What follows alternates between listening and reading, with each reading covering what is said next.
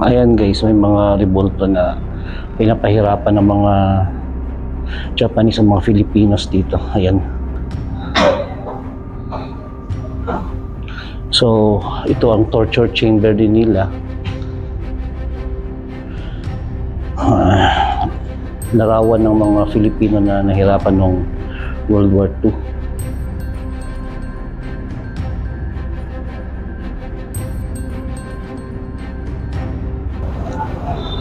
Kahit Tuesday na Tuesday guys, marami pa rin pupunta dito. Not only local tourists but also guys mga foreigners. Pero kadalasan mga local tourists nakikita ko.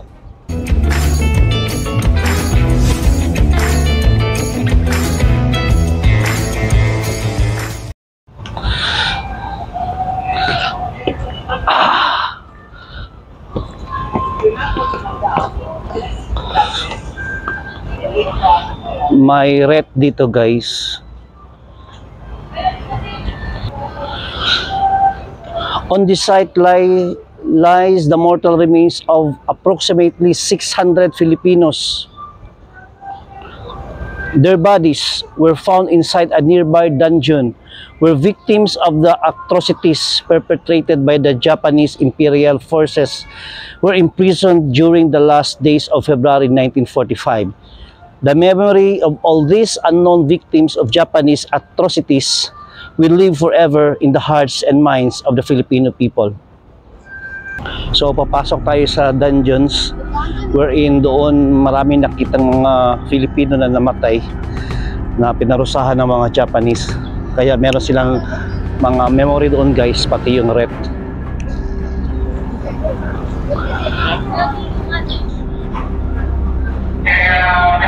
So it is a dungeon guys.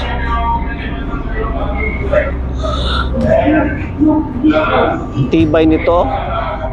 Parang hindi to basta-basta maano ng kanyon.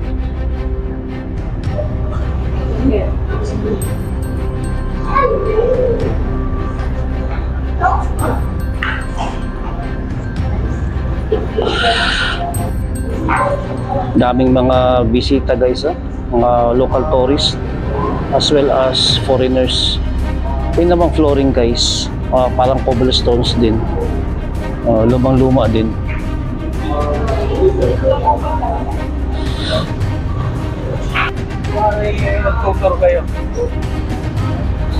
So baba tayo dito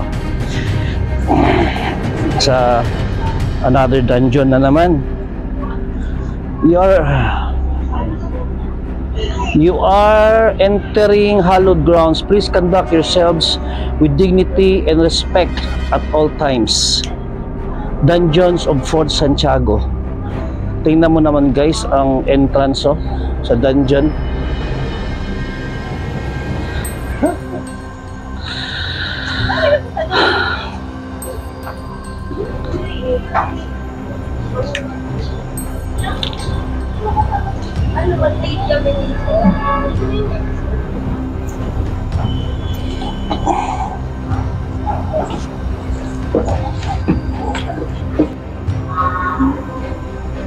Ayan guys, may mga revolta na pinapahirapan ng mga Japanese ang mga Filipinos dito. Ayan. So ito ang torture chamber din nila.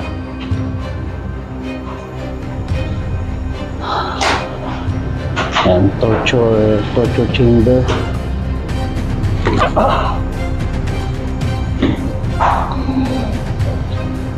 So ito guys, ang nakikita yung mga pictures ng unang panahon, 1945, ang mga pictures taken no 1945. Ayan.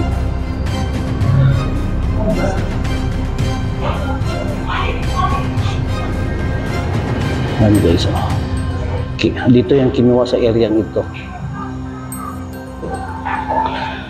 Isa itong torture, sa sinabi ko kanina, isa itong torture chamber.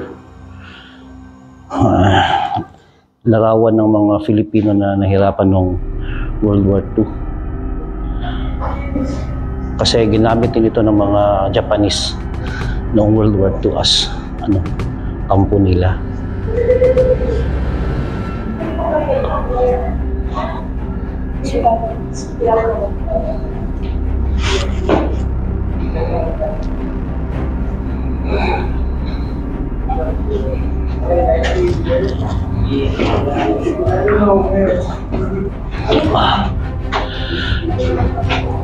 Kanunos-lunos guys ang mga sinapit ng mga Pilipino dito sa loob ng dungeon na ito.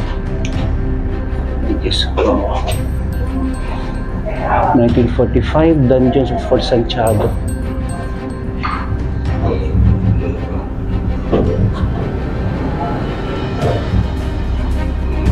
So, andito rin. Ayan guys, oh.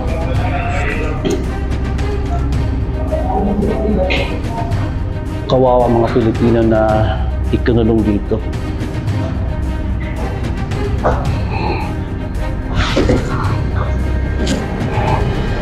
Grabe siguro ang torture guys na inabot ang mga Filipino soldiers na nahuli at ikinulong dito.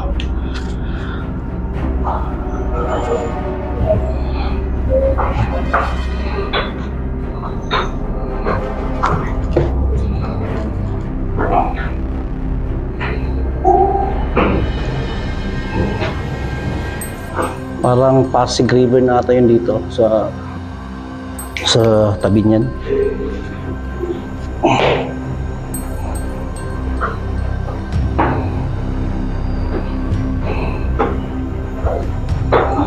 So exit na guys. Paakyat tayo.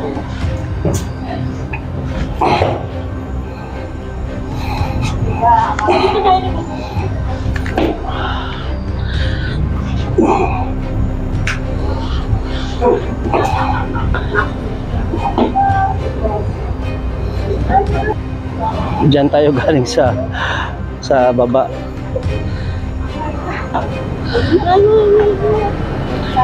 So ito na guys ang Pasig River.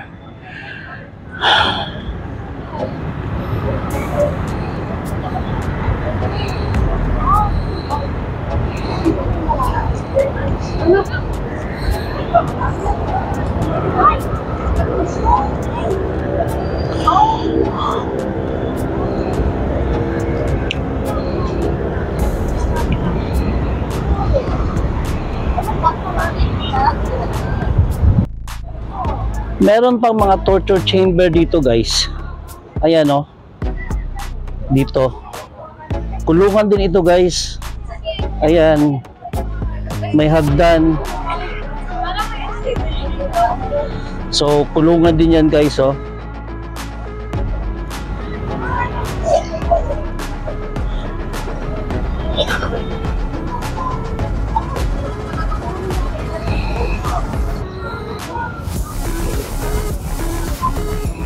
Ayan guys, kulungan din ito. Yan, grabe no? Meron pa dito. Kulungan din. Ayan.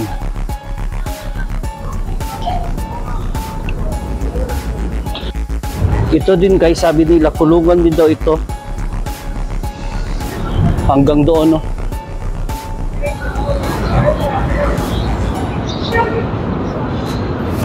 Yan.